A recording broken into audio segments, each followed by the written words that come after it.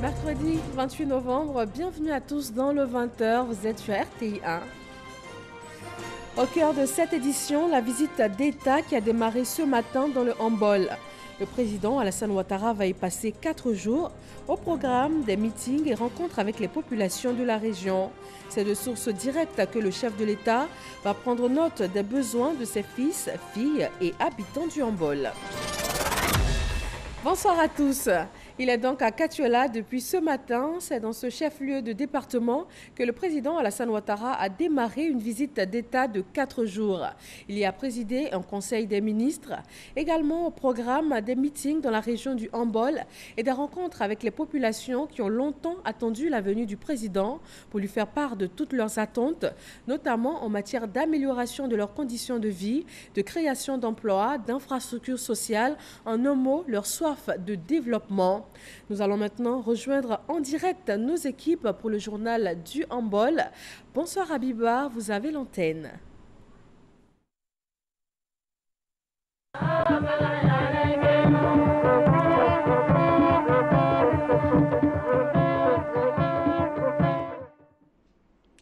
Bonsoir Fatou, mesdames et messieurs, bonsoir, bienvenue dans le journal de handball, en direct de notre station régionale RTI Bouaké. Le président de la République est arrivé ce matin à Katiola dans le handball pour une visite d'État de 4 jours qui va l'emmener à Niakara, Dabakala et Katiola pour le meeting final. Il a reçu un accueil populaire des Tagbana, Mangoro, Djimini, Diamala et Malinké qui savent que leurs conditions de vie seront améliorées. Avec Mahama Traoré, le point de l'arrivée du président de la République dans le handball, 30e région visitée par le président Alassane Ouattara. 9h45 ce mercredi, l'hélicoptère présidentiel atterrit à l'héliport de Katiola. À son bord, le président de la République, Alassane Ouattara, démarre ainsi une visite d'État de 4 jours dans la région du handball. Localité à visiter, les villes de Dabakala, Niakara-Madougou et enfin Katiola, où se tiendra samedi le grand meeting de clôture. Cette visite d'État, je l'avais programmée depuis bien longtemps, mais nous avons été très pris avec la situation que nous avons trouvée à l'issue de la crise post-électorale. Et c'est pour cela que nous venons avec un peu de retard, comme ça a été le cas dans le ZI. Mais nous sommes particulièrement heureux d'être là. Tout le monde connaît ma proximité avec Katiola, avec Dabakala et avec Niakara. Kong n'est pas très loin d'ici. C'est un bonheur de retrouver mes parents et de voir ce que le gouvernement a pu faire et aussi de les écouter, de voir qu'est-ce que nous pouvons faire à partir donc, de maintenant jusqu'en 2020, 2025, 2030. Il faut que le travail continue le plus longtemps possible pour que donc, cette région qui a connu beaucoup de retard, cela puisse être rattrapé. La population du handball savent qu'elles peuvent compter sur moi. Elles connaissent mon attachement à cette région. Je suis là pour quelques jours et vous verrez un peu les résultats de ce que nous avons fait et de ce que nous comptons faire dans les prochaines années. La dernière visite d'un président en exercice à Katiola remonte à 1979. Au programme de cette première journée de la visite d'État dans le handball, un conseil des ministres qui se tiendra à la préfecture de Katiola, suivi dans l'après-midi de la mise sous tension du quartier moderne de Katiola.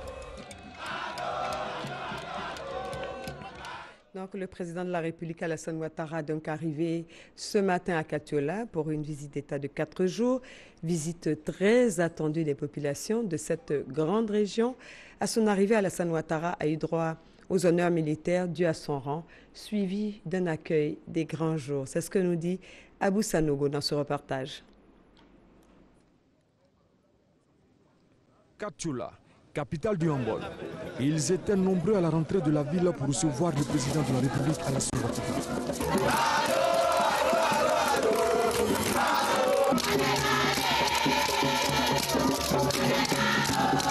C'est à 10h pile que le président de la République Alassane Ouattara est arrivé à l'Arc de Triomphe à la rentrée de la ville où il sera accueilli par le vice-président de la République Daniel Kablan-Duncan et le premier ministre Amadou Gon Coulibaly ainsi que des autorités locales. Il est allé s'incliner devant le drapeau pour l'exécution de l'hymne national afin de recevoir les honneurs militaires dus à son rang.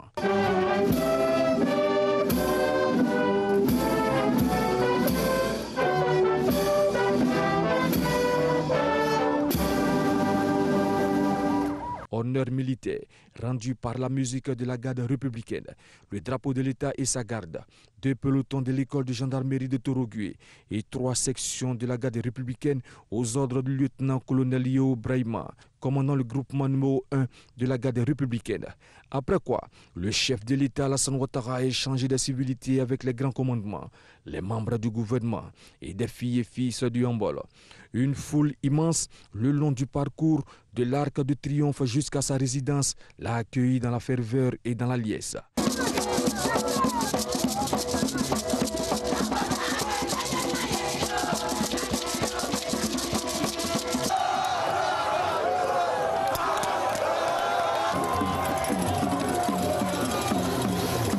Le président de la République Alassane Ouattara a pu voir et apprécier ce que sera sa visite dans la région du Hambol.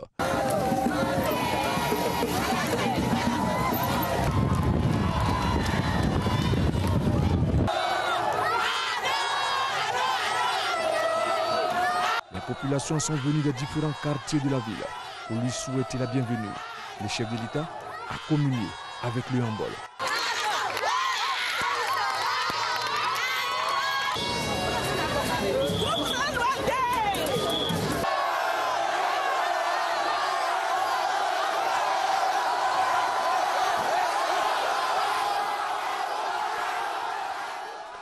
Le président de la République a joint l'acte à la parole. Il est à Katiola, chef-lieu de la région de Hambol. Son arrivée a été très bien appréciée car attendue des populations.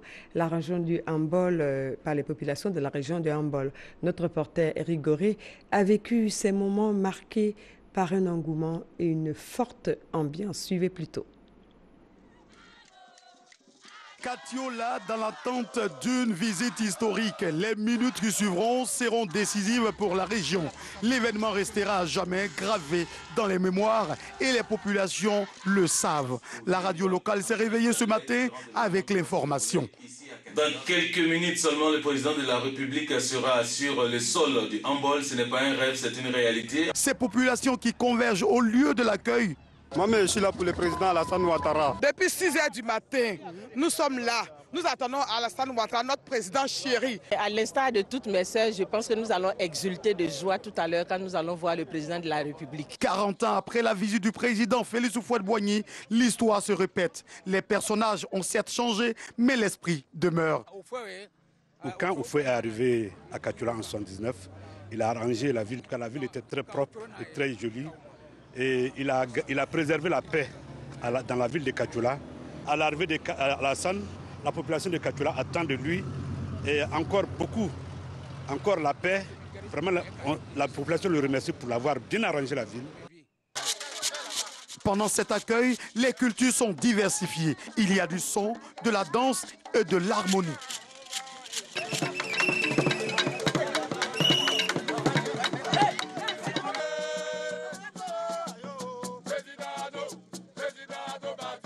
Les populations deviennent de plus en plus impatientes, mais rassurées. Il a dit et il a fait. Il a dit je vais venir à la région du Hambol et il a fait. Quand le président le dit, il le fait. Il est là effectivement. Oui, vous avez raison. Voici le président de la République qui vient de fouler le sol de Katiola. 4 décennies après Félix Houphouët-Boigny, c'est au tour de son fidèle collaborateur. L'adage dit, tel père, tel fils. Houphouët-Boigny a commencé, Alassane Ouattara poursuit l'œuvre. Bonne arrivée, le président.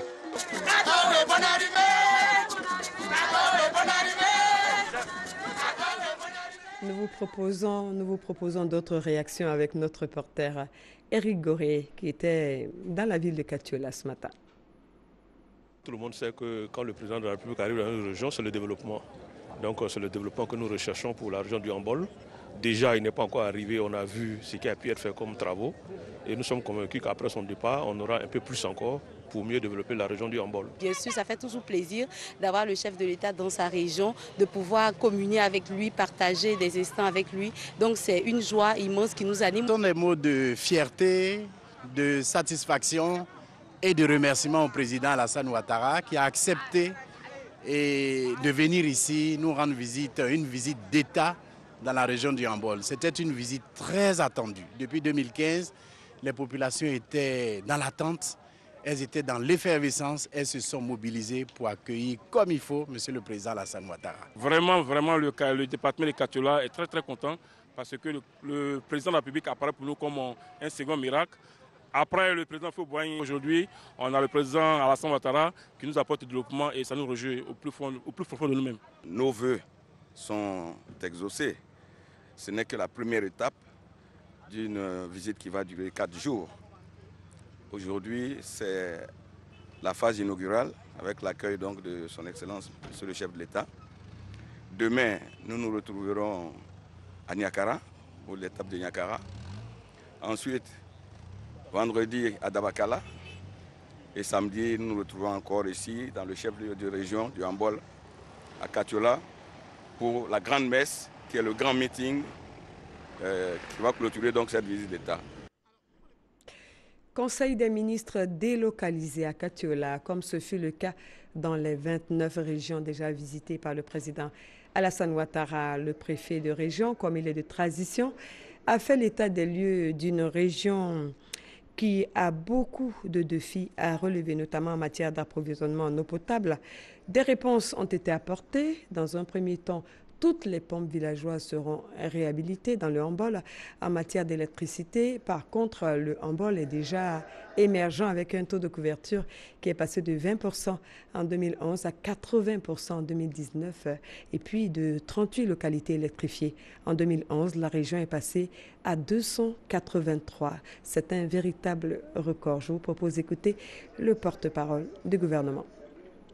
Le préfet de la région du Hambol, préfet du département de Katiola, a présenté à la demande du président de la République une communication en Conseil des ministres relativement à la situation administrative et socio-économique de la région.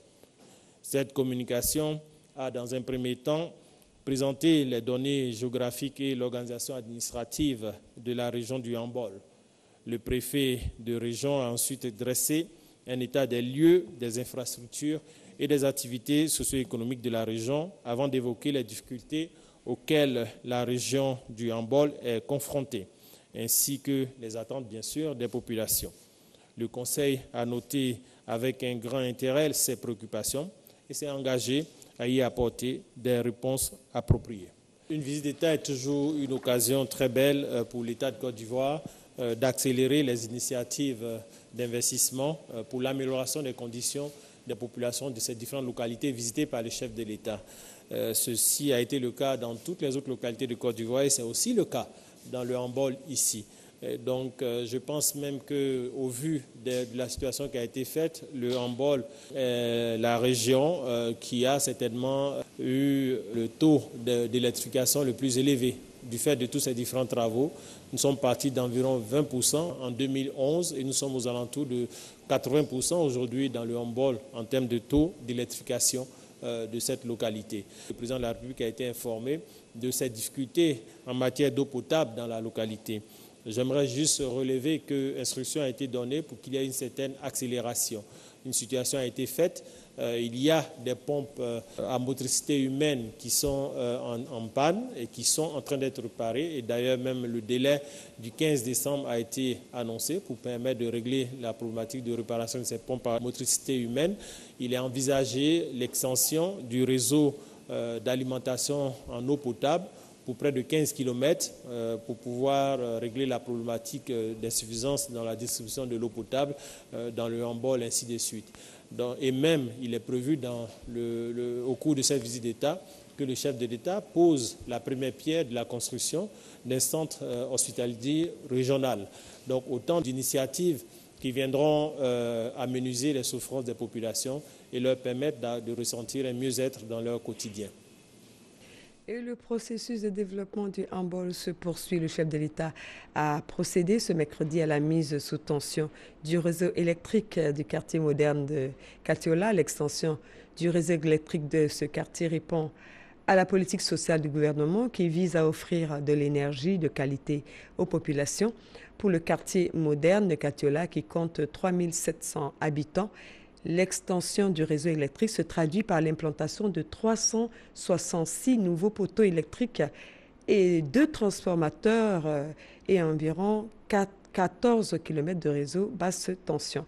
Retenez que pour la seule ville de Katiola, le gouvernement a investi pas moins de 1,3 milliard de francs CFA pour étendre le réseau électrique à une dizaine de quartiers.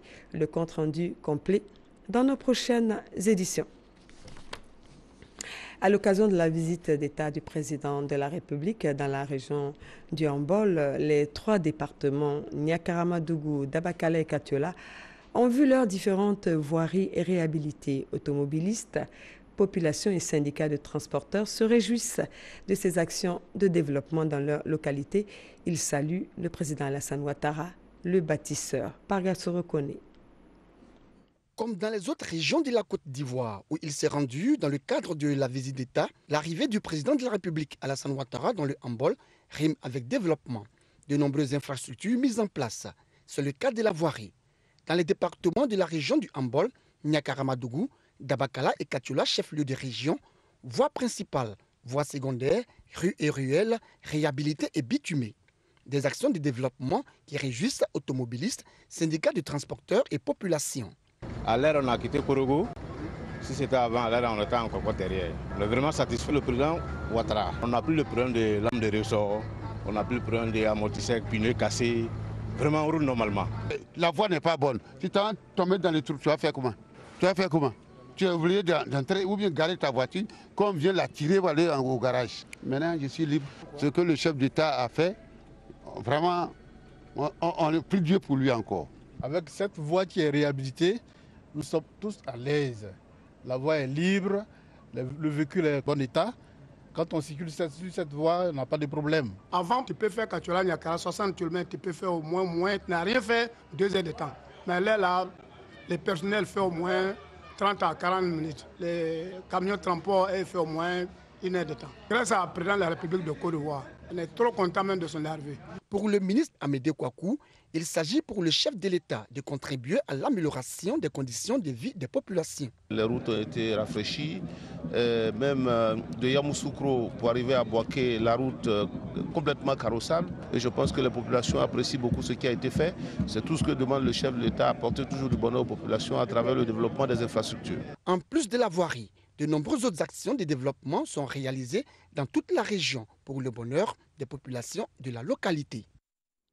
À présent, cette note triste, 2 hélicoptères se sont heurtés à l'héliport de Katiola ce matin, juste après le départ du président Alassane Ouattara pour le Conseil des ministres. Bilan, 4 blessés. Reportage Alvorassa. C'est autour de 10 h GMT qu'a eu lieu l'accident de l'hélicoptère Mi-24 à l'aérodrome de Katiola lorsqu'il a voulu atterrir. Un problème de visibilité sera à l'origine de l'accident, mais les enquêtes nous donneront plus de précisions. L'accident vient de se produire. Pour l'instant, nous procédons à une évaluation. D'abord l'évacuation de nos blessés et par la suite, une enquête sera ouverte pour déterminer les circonstances exactes de l'accident.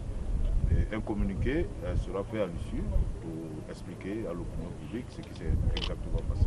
Il y a des blessés, environ 4 blessés, mais heureusement, il n'y a pas de mort. Nous ne déplorons aucun mort pour l'heure.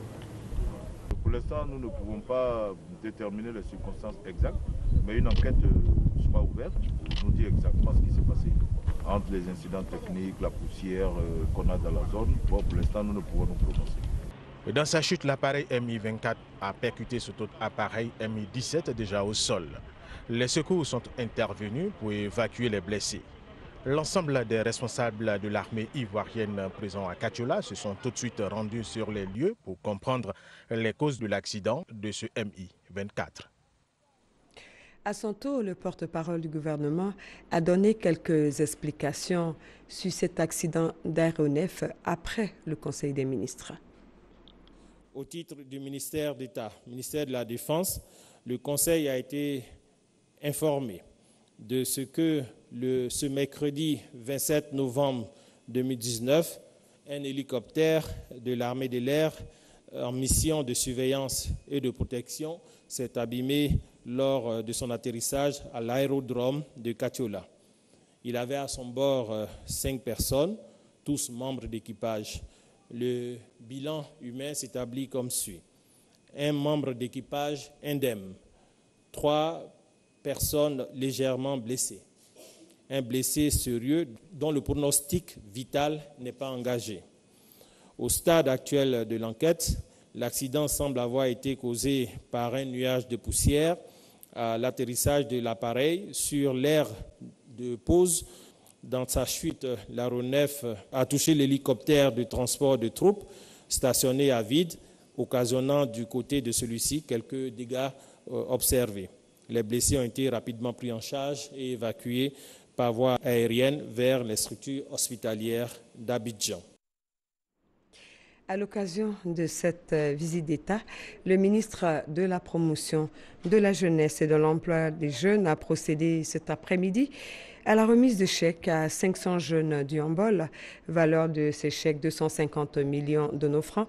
Cette opération s'inscrit dans le cadre de la deuxième phase du financement des projets d'activité génératrices de revenus dénommés Agir pour les jeunes. Le compte-rendu de Pagassoro connaît dans nos prochaines éditions. On termine avec Niakara, la prochaine étape de la visite d'État du président dans le Hambol. Niakara, encore appelé Niakara-Madougou, est l'un des 3 départements que compte la région de Hambol. Donc la prochaine étape de la visite du président de la République dans la région avec Kader Sogodougou.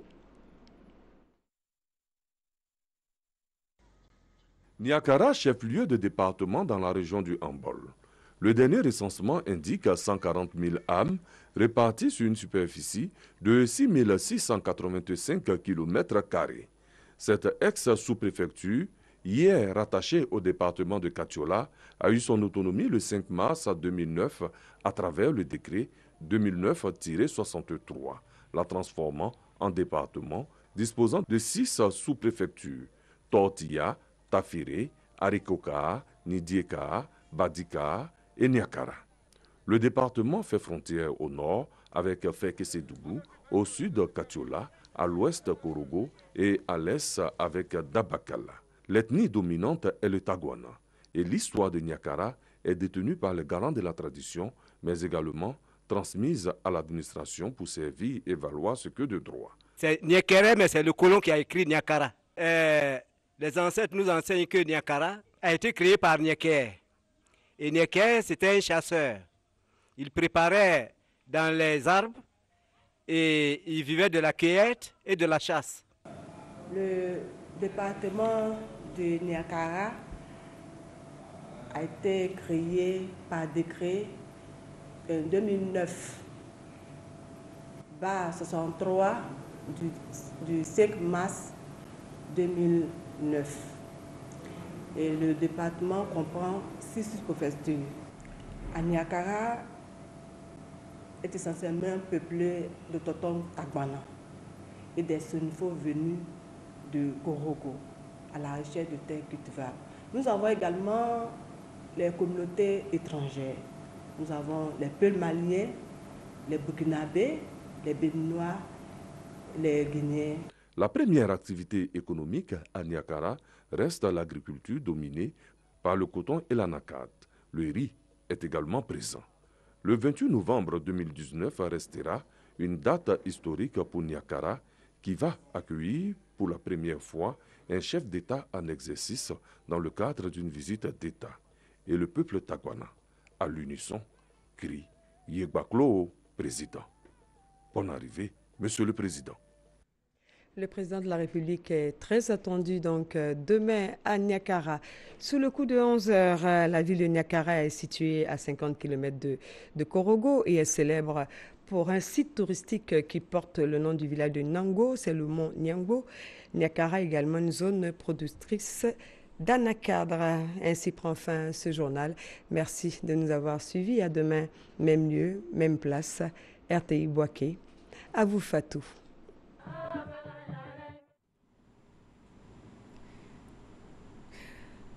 Merci à vous, Abiba, et à toutes nos équipes qui sont à pied d'œuvre pour vous faire vivre ces 4 jours dans le handball. Tout au long de cette visite d'État, nous vous retrouvons donc en direct sur RTI 1. Également, dans l'actualité de ce mercredi, les députés ont voté le budget 2020 de l'État. Il s'élève à plus de 8 061 milliards de francs CFA.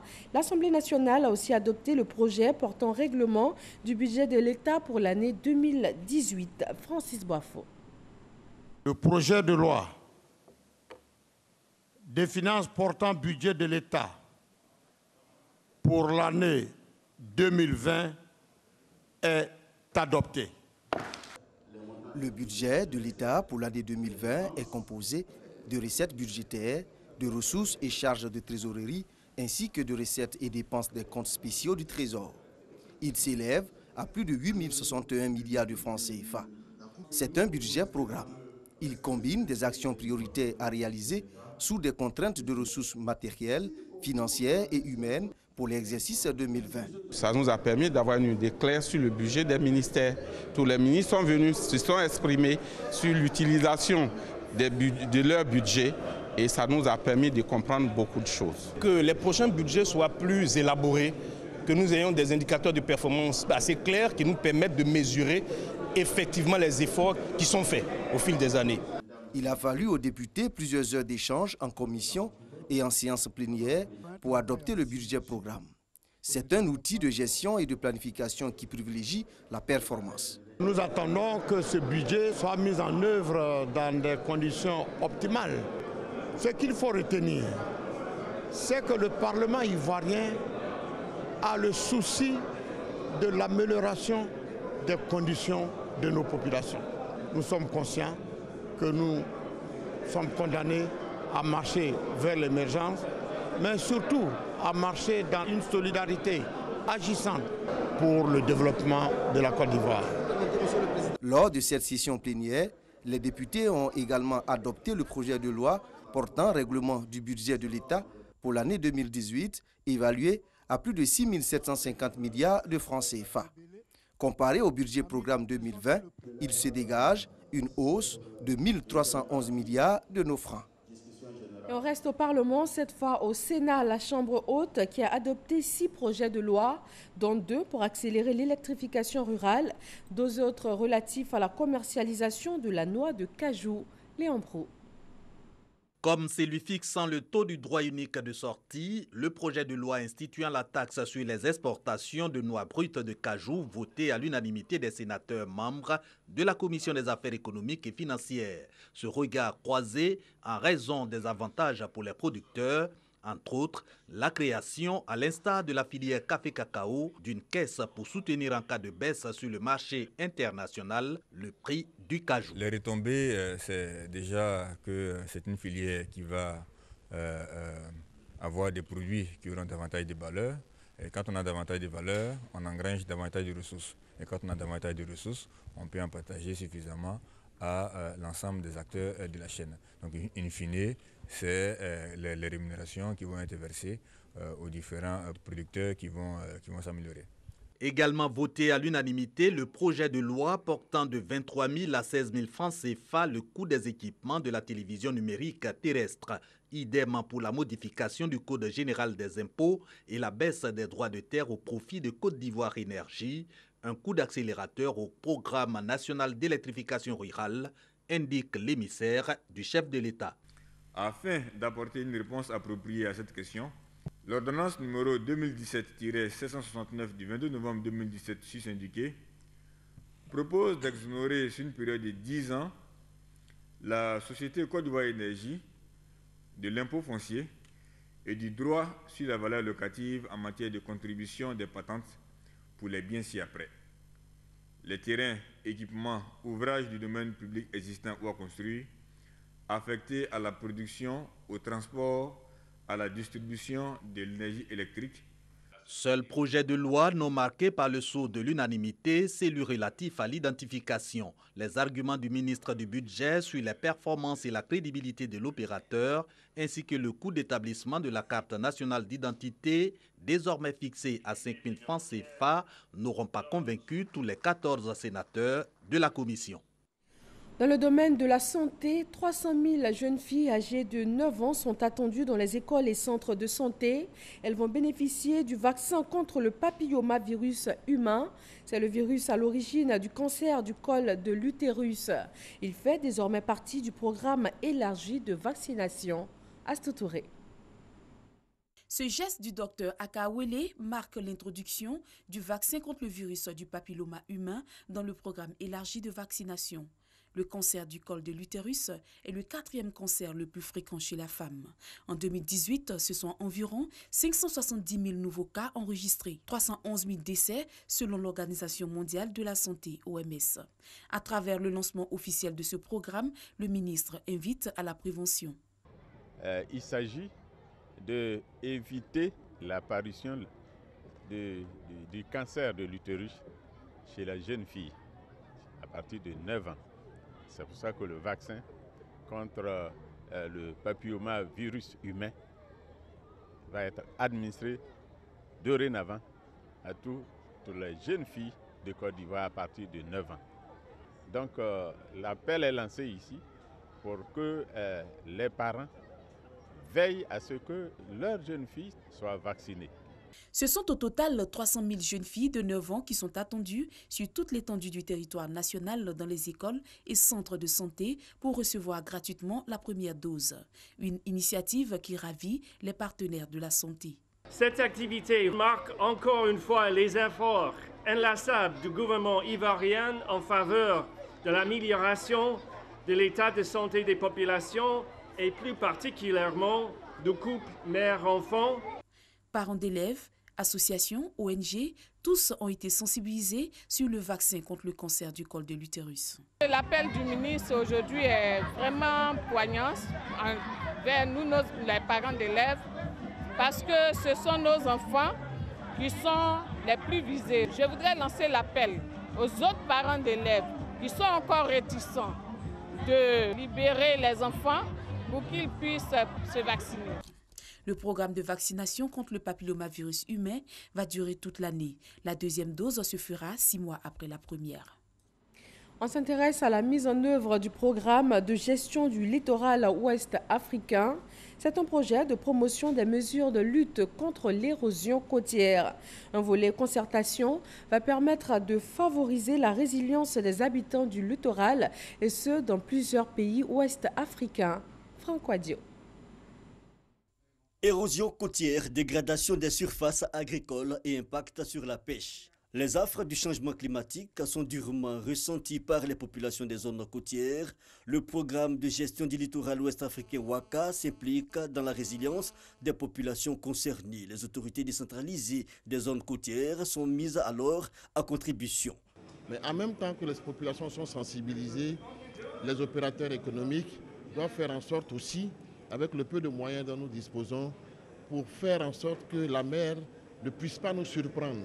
L'être humain ne peut pas empêcher l'avancée de la mer. C'est pour cela que la grande réflexion sur ces séminaires-là, sur le réseau que nous allons mettre en place, va dégager une force. Une rencontre donc sous forme de partage d'expériences et de solutions. L'idée à terme, mettre en place un réseau des élus locaux. Ils vivent des situations peut-être communes, mais chaque zone a sa spécificité. Et cette spécificité fait que quand une commune ou bien une localité rencontre des problèmes, vous voyez, c'est difficile, c'est avec difficulté qu'elle met en œuvre en fait des actions. Si on est ensemble dans un réseau, c'est plus facile pour nous de porter en fait l'information. Des efforts que soutient le gouvernement ivoirien à travers le ministère de l'Environnement et du Développement durable. Il est important d'impliquer tous les acteurs dans la recherche de solutions idoines.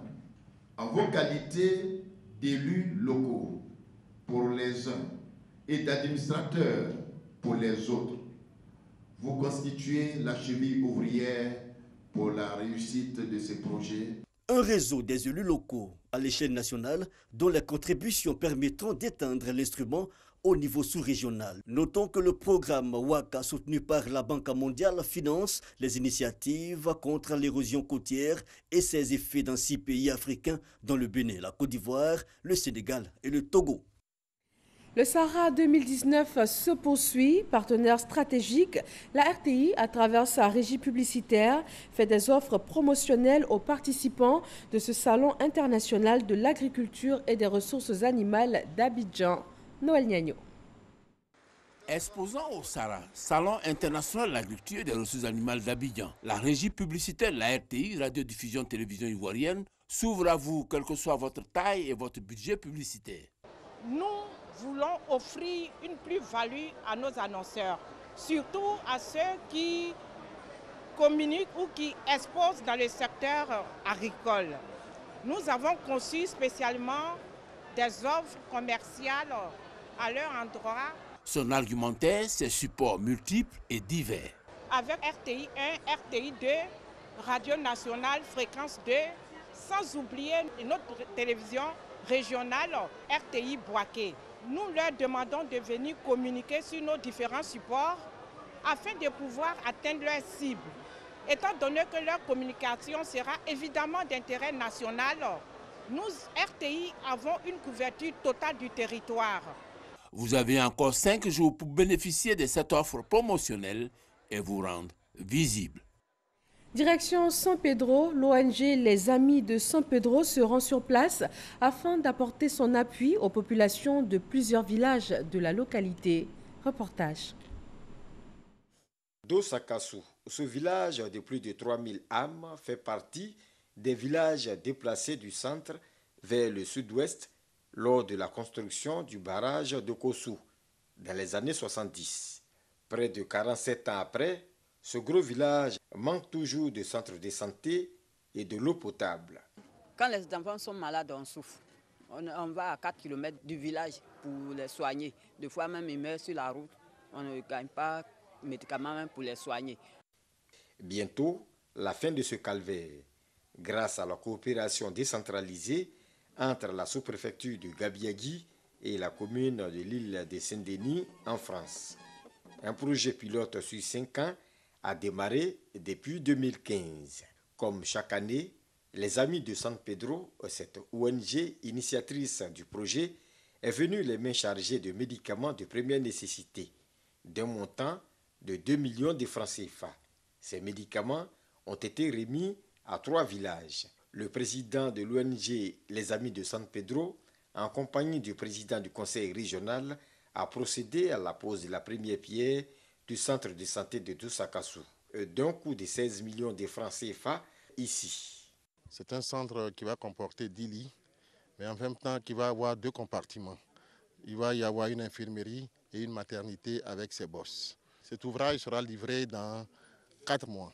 Dans le cadre de la coopération décentralisée, je suis là à double titre. Je représente le maire de l'île Saint-Denis, le maire Mohamed Niambali. Je suis là aussi au nom des Amis de San Pedro en tant que président. Ce projet nous tenait à cœur. Nous venons de mettre la première pierre. Je pense que nous avons d'autres projets en vue. D'ici juin, parce que le maire compte venir pour voir les travaux du centre de santé. Et puis on va signer la convention de partenariat avec la sous-préfecture de Gabiagui dans le cadre des projets de santé, d'éducation et de jeunesse. En plus de ce projet, l'ONG Les Amis de San Pedro fait la promotion du cacao ivoirien en France et partout en Europe. Dans le volet culturel, le Festival de la culture et des arts d'Abobo a été lancé.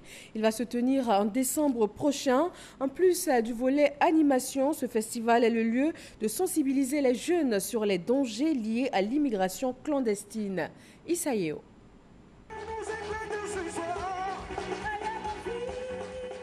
Et revoilà le FESICA, Festival culturel et des arts d'Abobo.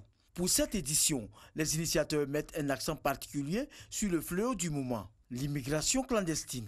Le festival sera également l'occasion de traiter des thèmes tout aussi importants pour la jeunesse. Chaque année comme ça, nous avons décidé de poser quelques actions sociales et nous allons sensibiliser autour de la drogue, de l'immigration clandestine qui demeure notre thème de prédilection. Nous allons parler aussi du méfait du sida, comment lutter contre le sida, le VIH-sida. Il y a beaucoup de thèmes comme ça. Il va y avoir des opérations coup de balai à travers les artères et les contrées de notre belle cité Abobo. La culture à Abobo aujourd'hui est une référence parce que le maire de la commune même est culturel, il est artiste. Un festival comme le Festival, je pense que c'est une opportunité pour nous tous de vraiment nous exprimer. Sur le plan artistique, Kejevara, Ismaël Isaac, TNT et bien d'autres artistes seront de la fête au mois de décembre prochain. On rappelle pour terminer que depuis ce matin, le président Alassane Ouattara a entamé une visite d'État de 4 jours dans le handball. Il y a présidé un conseil des ministres. Aussi, au programme de cette visite d'État, des meetings dans la région du handball, des rencontres avec les populations qui ont longtemps attendu la venue du chef de l'État. Demain, c'est l'étape de Niakara. Merci à tous de nous avoir suivis. Bonsoir.